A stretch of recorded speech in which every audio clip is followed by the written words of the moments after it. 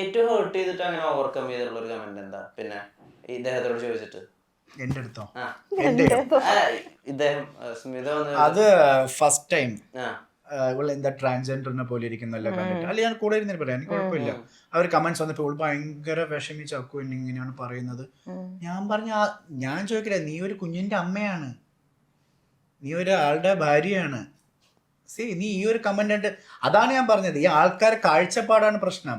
ഒരു സ്ത്രീയെ കണ്ടിട്ട് ട്രാൻസ്ജെൻഡർ ആണെന്ന് തോന്നുമ്പോ അപ്പൊ ബാക്കിയുള്ളവർ എന്തൊക്കെ പറയാം? അല്ല, ട്രാൻസ്ജെൻഡർ ആണെങ്കിൽ എന്താണ് കുഴപ്പം? ജനിക്കുമ്പോഴാരും അങ്ങനെ ആയിട്ടല്ല വരുന്നത്. ഓരോരുത്തർക്ക് എങ്ങനെ ജീവിക്കണം, ഓരോരുത്തർക്ക് അതിനുള്ള അവകാശമുണ്ട് അല്ലേ? ഇപ്പൊ ഞാൻ ഇങ്ങനെ തന്നെ ജീവിക്കണം എവിടെയെങ്കിലും എഴുതി വെച്ചിട്ടുണ്ടോ? എന്തെങ്കിലും നിയമങ്ങളുണ്ടോ? ഇല്ല. നമുക്ക് ഇഷ്ടമുള്ള അനുസരിച്ച് ജീവിക്കാം. അതാണ് ഞാൻ മുമ്പേ ഞാൻ പറഞ്ഞത്, ആരും ഹേർട്ട് ചെയ്യാണ്ട്.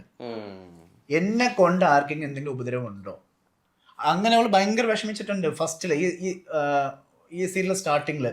അക്കു ഈ എപ്പിസോഡ് കണ്ടോ അക്കു? അതുകൊണ്ട് അവൾ എന്ത് ചെയ്യുന്നറിയോ? ഹെയർ സ്റ്റൈല് മാറ്റും. ഉണ്ടോ? അത് ഭയങ്കര പ്രശ്നമായി. ഇതിന് മാറ്റിയെടുക്കാൻ ഞാൻ പെട്ട പാട്. പിന്നെ ആരുണ്ട് ഇപ്പൊ ഈയിടെ ജാസിനെ പോലെ ഉണ്ടെന്ന് അങ്ങനെയൊക്കെ അങ്ങനെയും പറയുന്ന കുറെ ആൾക്കാരുണ്ട്. അതാണ് ഞാൻ പറയുന്നത്, ഓരോരുത്തർക്കും ഓരോ കാഴ്ചപ്പാടില്ല. അപ്പൊ അതിനൊക്കെ നീ റിയാക്ട് ചെയ്യാൻ തുടങ്ങി കഴിഞ്ഞാൽ എവിടെ നിൽക്കും? അതല്ല, എനിക്ക് അതിലല്ല വിഷമം. ഈ ട്രാൻസ്ജെൻഡറിനെ പോലെ ഉണ്ടെന്ന് ഇവര് പറയാം. ട്രാൻസ്ജെൻഡർ മനുഷ്യരല്ലേ? ഇപ്പൊ അത് വളരെ അംഗീകരിച്ച് അങ്ങനത്തെ കമ്മ്യൂണിറ്റി എല്ലാം അവർക്ക് സെപ്പറേറ്റ് ഇല്ലേ, അങ്ങനത്തെ എല്ലാം ഉണ്ട്. അവരെ പോലെ ഉണ്ടെന്ന് പറഞ്ഞു. നമ്മള് റിയൽ ലൈഫിലുള്ള ലുക്കും സ്ക്രീനിൽ ചിലർക്ക് അല്ലേ, ഇപ്പൊ നിങ്ങള് ചിലപ്പോ സ്ക്രീനില് വേറെ ഒരു അല്ലേ ഒരു അപ്പിയറൻസ് അങ്ങനെ. അപ്പം ചില നമ്മുടെ ഹെയർ സ്റ്റൈൽ ഒന്ന് മാറിയാലോ അങ്ങനെ. ഞാൻ മുമ്പേ പറഞ്ഞില്ലേ വെളുപ്പ് അല്ലെ, ഇപ്പൊ അങ്ങനെയുള്ള ട്രാൻസ്ജെൻഡേഴ്സ് എല്ലാം ഭയങ്കര ഭംഗിയുള്ള ആൾക്കാരാണ് അല്ലേ? സർജറിയും കാര്യങ്ങളൊക്കെ കഴിഞ്ഞ് എല്ലാരും ഭംഗിയുള്ള ജനിച്ചപ്പോ ഉള്ളതിനൊക്കെ ട്രാൻസ്ജെൻഡേഴ്സ് ഒക്കെ എന്ത് ഭേദമാണ് ആലോചിച്ച് നോക്കൂ. അവർ ഏത് മേഖലയിൽ ഇല്ല. എനിക്ക് എത്രയോ സുഹൃത്തുക്കളുണ്ട്, ഇവൾക്ക് എത്രയോ ഫ്രണ്ട്സ് ഉണ്ട്.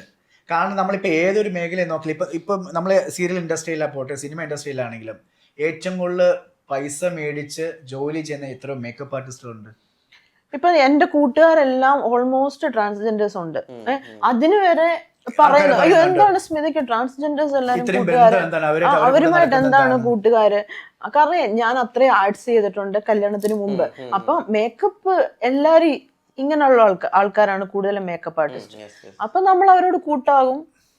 ഞാൻ ഫ്രണ്ട്ഷിപ്പിന് ഭയങ്കരമായിട്ട് വില കൊടുക്കുന്ന ആളാണ്. ഏറ്റവും കൂടുതൽ കഴിവുള്ള ആൾക്കാരാണ്. അതെ, ഒരു ലേഡീസ്, ഞാൻ ഓപ്പൺ ആയിട്ട് തന്നെ പറയാം, ഒരു ലേഡീസ് സാരി ഉടുക്കുന്നതിനെക്കാട്ടും ഒരു ട്രാൻസ്ജെൻഡർ എന്റെ നീറ്റായിട്ട് സാരി ഉടുക്കുന്ന അറിയോ? ഒരു മെയിൽ മേക്കപ്പ് മാൻ ചെയ്യുന്നതിനെക്കാട്ടും നന്നായിട്ട് മേക്കപ്പ് ചെയ്യും. അവർക്ക് എല്ലാ കാര്യങ്ങളും. ഇതിൽ എത്ര അഡ്വക്കേറ്റ്സ് ഉണ്ട്, എത്ര പോലീസ് ഓഫീസേഴ്സ് ഉണ്ട്. ഞാൻ മറ്റൊരു കാര്യം ചോദിച്ചോട്ടെ, ഈ നെഗറ്റീവ് കമന്റ്സ് അല്ലെങ്കിൽ ഇങ്ങനെ ഒരു പ്രശ്നം വരുന്ന സമയത്ത് ഈ നമ്മുടെ കൂടെ നിൽക്കുന്ന ആളുകളുണ്ടല്ലോ, അവരും കൂടി പ്രധാനപ്പെട്ട ഒരു കാര്യമാണ്. ഈ വിഷമക്കാരുടെ അടുത്ത് നിന്നിട്ടാ പറഞ്ഞിട്ടുള്ളത്. എല്ലാരോടും പറയാൻ പറ്റില്ല. ഇല്ല, ഞാൻ ഇങ്ങനത്തെ കാര്യം അക്കുവിന്റെ അടുത്ത് മാത്രമേ അവിടെ പറഞ്ഞിട്ടുള്ളൂ. കാരണം അവിടെയുള്ള ആൾക്കാരും തെളിഞ്ഞും മറഞ്ഞും ഇത് ഡിസ്കസ് ചെയ്തിട്ടുണ്ട്. തീർച്ചയായിട്ടും അവർക്ക് ചിലപ്പം ഈ പറഞ്ഞ ഈ ട്രാൻസ്ജെൻഡേഴ്സ് എന്ന് പറഞ്ഞ ഒരു വ്യക്തികളുമായിട്ട് അധികം അടുപ്പുണ്ട്. കാരണം അവിടെയുള്ള എല്ലാവർക്കും എനിക്കും അക്കുനും മാത്രമേ ഉള്ളൂ അങ്ങനെയുള്ള ആൾക്കാരുമായിട്ട്. എനിക്ക് ഈ ഷൂട്ടും കാര്യങ്ങളൊക്കെ ചെയ്ത് അവിടെ ഉള്ളവരെല്ലാം കൂടുതൽ ന്യൂ കമ്പേഴ്സാ. അവർക്ക് ആർക്കും അങ്ങനെയുള്ള ഡാൻസർ ആയോണ്ട് അങ്ങനെയുള്ള ആൾക്കാരും വലിയ ഇപ്പൊ അവരുടെ സ്വഭാവം എങ്ങനെയാ, നമ്മൾ അവരുടെ കൂടെ ഇരുന്ന എത്ര സന്തോഷകരമാണെന്ന് നമുക്കറിയാം. നമ്മൾ എന്തോരം ചിരിക്കും, തമാശ പറയും. അവർക്ക് അതൊക്കെ ഇപ്പോഴും ഒരു സ്റ്റിഗ്മയാ. അപ്പൊ അവര് ഇവളെന്താണ് അവരുമായിട്ട് ഭയങ്കര കൂട്ടം. എനിക്ക് അറിയുന്ന കുറെ ഫ്രണ്ട്സ് ആയിട്ട് ട്രാൻസ്ജെൻഡർ എന്നുള്ള വാക്കിനെ ഉപയോഗിക്കില്ല. സ്ത്രീ ആയി മാറി അവർ ആയിട്ടുണ്ടെങ്കിൽ സ്ത്രീ ആയിട്ട് തന്നെ കണക്കാക്കുക. ഫീമെയിൽ ടു മെയിൽ ആണെങ്കിൽ പുരുഷനായിട്ട് കണക്കാക്കുക. ബൈ ബർത്ത് നമ്മൾ അങ്ങനെ ആയിരിക്കണമെന്നില്ല. പക്ഷെ ആ ഒരു പേര്, അത് തമിഴിൽ നല്ലൊരു വാക്കുണ്ട്, തിരുനങ്കൈ.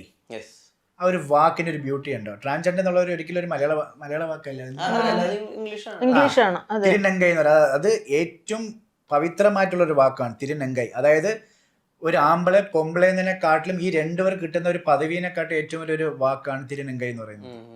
അതുകൊണ്ട് അവരെ കുറിച്ച് മനസ്സിലാക്കുന്ന ആൾക്കാർക്ക് അവരെ കൂടെ സംസാരിക്കാൻ അവർ എന്ത് സിമ്പിൾ ആയിട്ടുള്ള ആൾക്കാരെന്നറിയാം. അവരെ ജീവിത സാഹചര്യം കൊണ്ട് ചിലപ്പോൾ അവർ വേറെ എന്തെങ്കിലും പണിയെടുത്ത് ജീവിക്കുന്നതായിരിക്കും, പക്ഷെ ആരും അവർ അതിനു വേണ്ടി നിൽക്കുന്നവരല്ല. ഈ പല ആൾക്കാരും ചില തെറ്റിദ്ധാരണകളുണ്ട്, ഇവർ ഇതാണ്, ഇവരെ കൂടെ നടന്നാൽ ഇവരിങ്ങനെ ആയിരിക്കും. ഞാൻ എൻ്റെ കൂടെ ഉള്ള ആൾക്കാരെ കൂടെ ഇങ്ങനെ ഒരു ഫോട്ടോ ഇടുമ്പോൾ അവർ പറയും ഇവന്ത് ഇതിൻ്റെ കൂടെ നിൽക്കുന്നത്, നിനക്ക് എന്താ ഇവരായിട്ട് ബന്ധം, നമ്മൾ എൻ്റെ ഫ്രണ്ടാണ്. അപ്പോൾ അവരുടനെ വിചാരിക്കും ഇവരാകുമ്പോൾ ഇവൻ ആ ടൈപ്പ് ഓഫ് പോകുന്ന ആൾക്കാരാണെന്ന്. മനസ്സിലായില്ലേ? ഒരു അസെപ്ഷനാണ് ഇതെല്ലാം. ഇപ്പം എന്നെക്കുറിച്ച് ഒന്നും അറിഞ്ഞുകൂടാത്ത ആൾക്കാർ എന്നെക്കുറിച്ച് പറയുമ്പോൾ ഒന്ന് ആലോചിക്കുക, എന്നെക്കുറിച്ച് ഒരു കാര്യം അറിയുന്നുണ്ടാവില്ല. അപ്പം ആൾക്ക് എന്തു പറയാന്നുള്ളൊരു സോഷ്യൽ പ്ലാറ്റ്ഫോമിൽ എന്തു പറയാമെന്ന് ആയിപ്പോയി ഇപ്പം. മനസ്സിലായി? നല്ലതാണ് ഓപ്പൺ ആയിട്ടുള്ള ജഡ്ജ്മെന്റ്, പക്ഷെ അത് മറ്റൊരാളിനെ ഹേർട്ട് ചെയ്യുന്ന രീതിയിലാവരുത്. അതിലെന്ത് സന്തോഷം കണ്ടെത്തുന്നത്? നിങ്ങളെ കൊണ്ട് 10 പൈസയ്ക്ക് പ്രയോജനമില്ല അല്ലേ? നിങ്ങൾക്ക് ഒരു സാധനം ഒരു ഈ ട്രാൻസ്ജെൻഡർ കാര്യം പറഞ്ഞപ്പോൾ ഇവർക്ക് എത്ര പേർക്ക് സാധാ ഇത്രയും വലിയ വലിയ ആൾക്കാർക്ക് എത്ര പേർക്ക് ഒരു ജോലി മേടിച്ചു കൊടുക്കാൻ പറ്റും? ഇവർക്ക് എല്ലാവർക്കും ഒരു ജോലിയുടെ സാധ്യത ഉണ്ടെങ്കിൽ ഒരിക്കലും അവർ വേറെ രീതിയിൽ പോവില്ല. ഈ ഇൻഡസ്ട്രിയിൽ ഇത്രയും മേക്കപ്പ് ആർട്ടിസ്റ്റ് വേണമെങ്കിൽ അവർക്ക് കൊടുക്കുന്ന റെസ്പെക്റ്റ് ആണ്. ഈ കാണുന്ന എല്ലാ ആക്ട്രസും എല്ലാം ഈ ഇവരെ എന്തിനാണ് ഇരിക്കുന്നത്? അവരൊരു എന്താ പറയുക, ഒരു ഹോംലി പേഴ്സൺ ആയിട്ടാണ് അവരെ കാണുന്നത്. They are safe with dum. So അതുകൊണ്ട് അവരെ മാറ്റി നിർത്താൻ ഇല്ല. ഇത്രയും ട്രാൻസ്ജെൻഡേഴ്സിനെ കുറിച്ച് ഇങ്ങനെ പറഞ്ഞുകൊണ്ടാണ് ഇപ്പൊ ആൾക്കാർ വിചാരിക്കുമായിരിക്കും എന്താ ഇതിനെ കുറിച്ച് കൂടുതൽ സംസാരിക്കും. അല്ല, എനിക്ക് നമ്മൾ ആ സറൗണ്ടിങ്ങിൽ അതിനെ കുറിച്ച് അറിയുന്ന ആൾക്കാരുണ്ടെങ്കിൽ അത് മനസ്സിലാക്കാൻ പറ്റും. ഈ വർക്ക് സ്പേസിൽ നമ്മുടെ ഇമോഷൻസ് മനസ്സിലാക്കുന്ന ആളുകൾ ഉണ്ടാവുക എന്ന് പറയുന്നത് വലിയൊരു ഭാഗ്യം.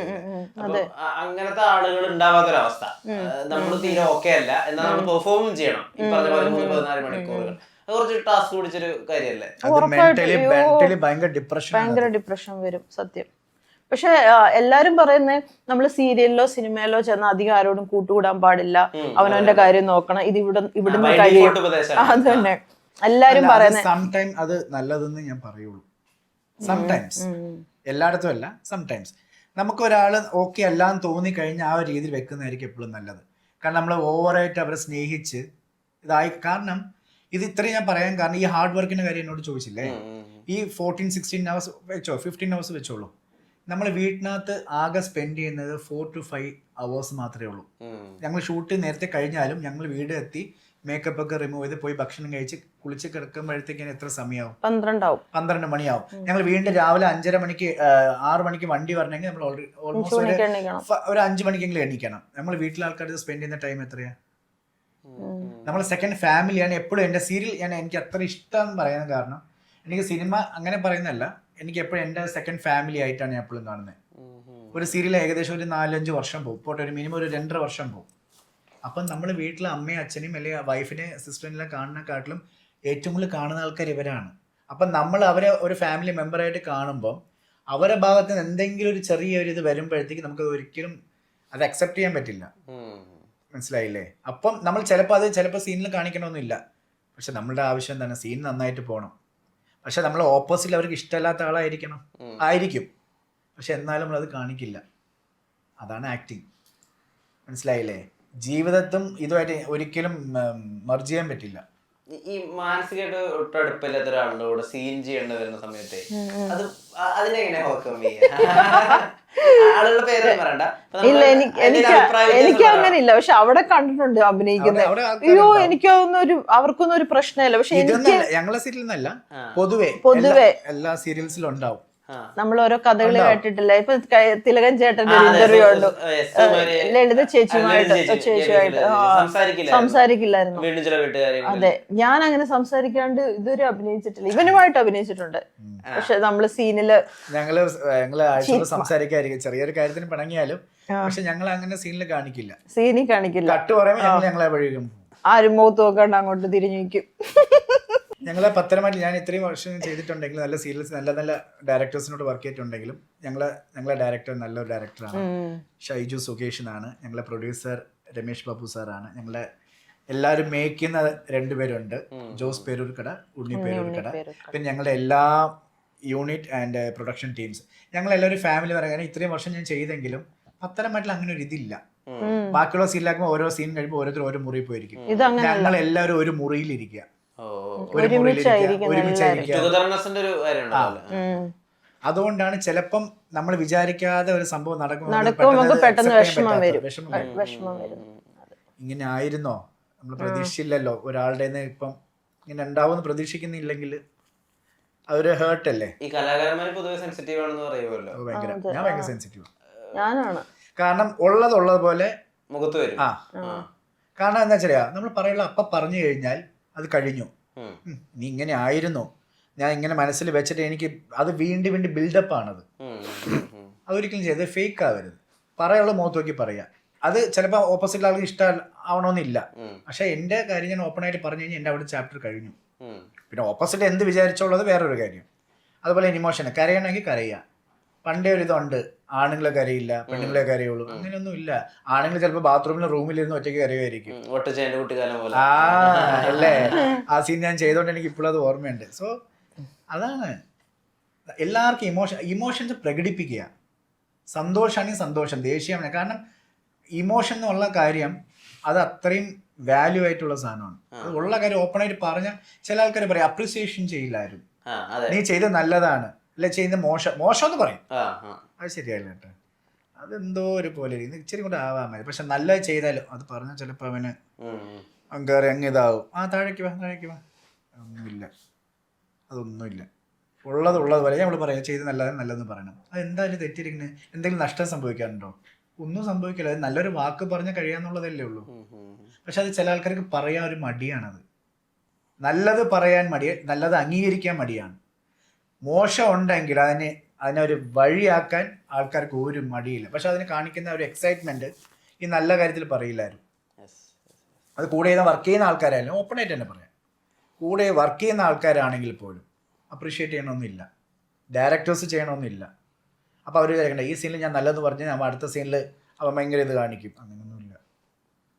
ഉള്ളത് ഓപ്പൺ ആയിട്ട് പറഞ്ഞു തരാം. ജെന്യൂൻ ആയിട്ടിരിക്കുക. അറ്റ് ദ ലാസ്റ്റ് ജെന്യൂൻ ആയിട്ടിരിക്കുക.